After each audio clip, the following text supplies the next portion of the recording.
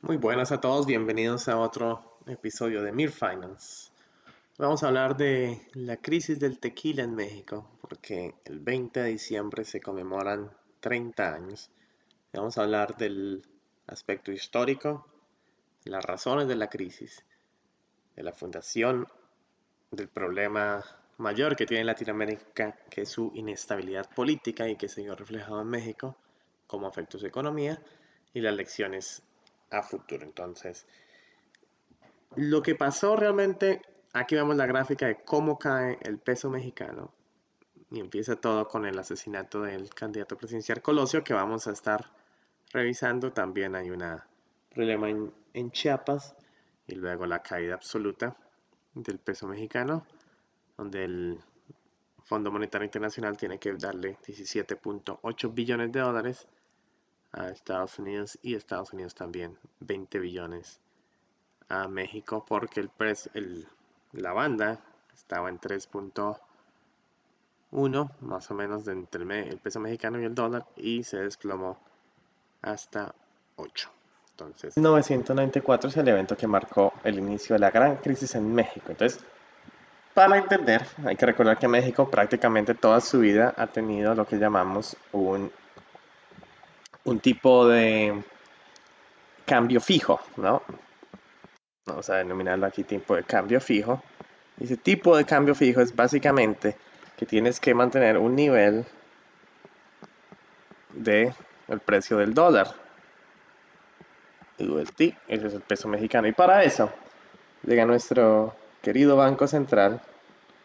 Vamos que este es un edificio, aquí no somos artistas, analizamos mercados. Entonces el Banco Central, que en México se llama el Banixo,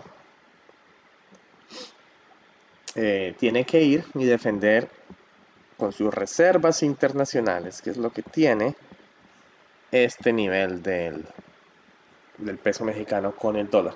Ahora, el gran problema de esto es que es peligrosísimo, porque si se te acaban las reservas internacionales, el nivel aquí se desploma, porque lo defiendes con lo que te entra, y si no te entra nada, te puedes realmente causar una crisis.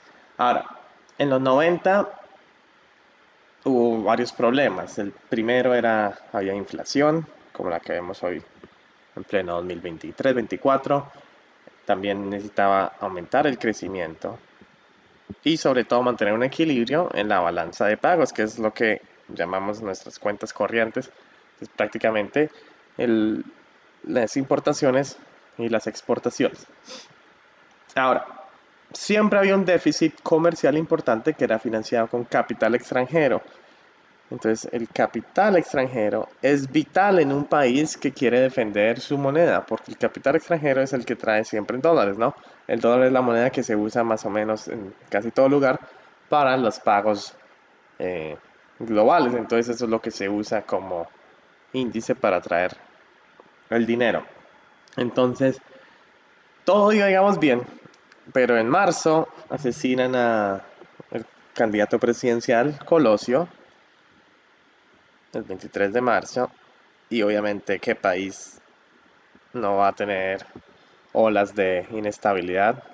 El capital extranjero no quiere invertir en un país en donde los candidatos presidenciales son asesinados, como le pasó a Colombia también en los 90, como le pasó a Ecuador hace 2 años con Villanzuela, Fernando, como le ha pasado a muchos países latinoamericanos donde la inestabilidad política causa que entonces haya caída en el capital extranjero. Pero en México entonces hubo 11.000 millones de dólares se fueron.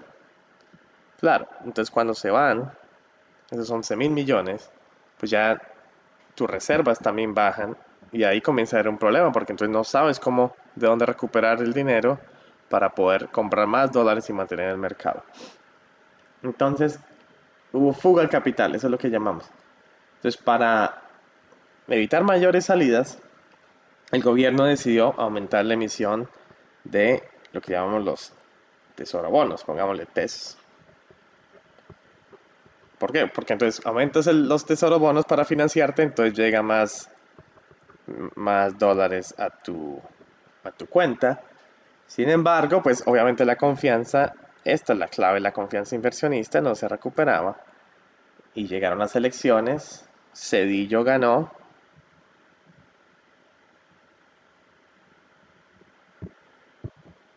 pero al ganar Zedillo, el deterioro continúa y luego matan otra vez a un dirigente del PRI que se llamaba Macieu. Qué problema con Latinoamérica y su inestabilidad política, no hay pluralismo, pero bueno, ese es un tema aparte. Entonces sigue la caída de la inversión extranjera, sigue la fuga de capital y por presiones del gobierno en ese momento para evitar Salinas era el presidente, entonces el problema es que se desató una guerra especulativa porque, por un lado, el capital extranjero bajando, pero por el otro lado aumentando los tesoros. Entonces, se estaba endeudando mucho el país, pero seguía la caída del capital. Y entonces, lo que pasa realmente es que el 19 de diciembre prácticamente se quiebra todo el sistema, porque aumentó en banda de flotación. Prácticamente cayó y siguió cayendo y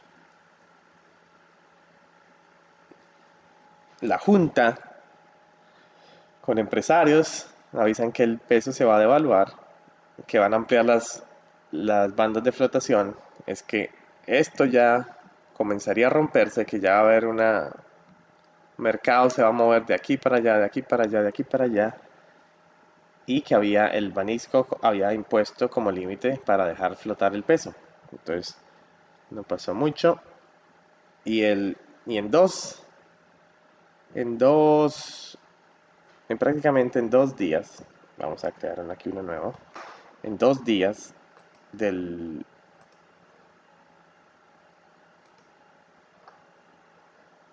en 2 días de la caída del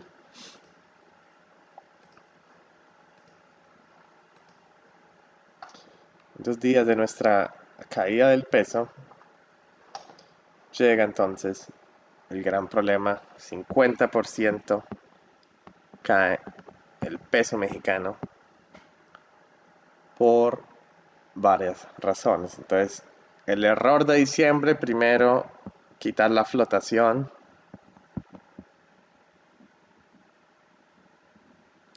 porque eso prácticamente hizo que el peso ya se dijera, bueno, el gobierno pierde totalmente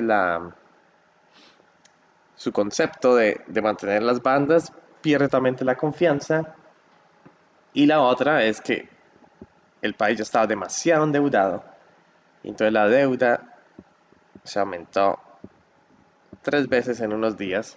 Porque primero, por un lado se comenzaron a subir los tesoros del gobierno, pero por el otro lado caía el dólar, entonces cada vez era más difícil poder pagar la deuda en dólares porque no habían dólares, entonces se fue devaluando a todo eso.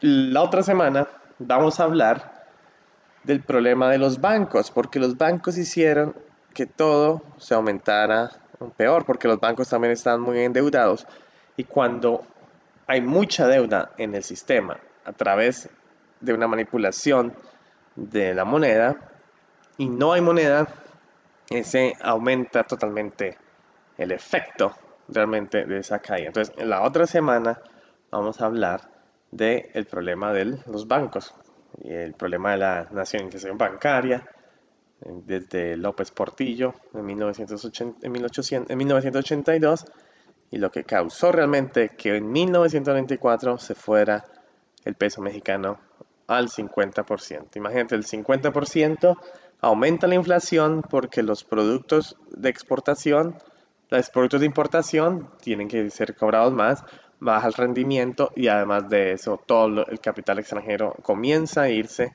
porque la moneda, ellos ganan en pesos mexicanos, lo convierten en dólares y cae el 50%, todas las operaciones de las multinacionales prácticamente caben en el 50% de un día para otro. Entonces realmente la parte histórica vamos a analizar entonces también por qué los bancos y su deuda causaron que este 50% ocurriera allá por el año de 1994. Entonces, espero que estemos para el próximo episodio. No olviden comentarnos y suscribirse al canal de Mir Finance.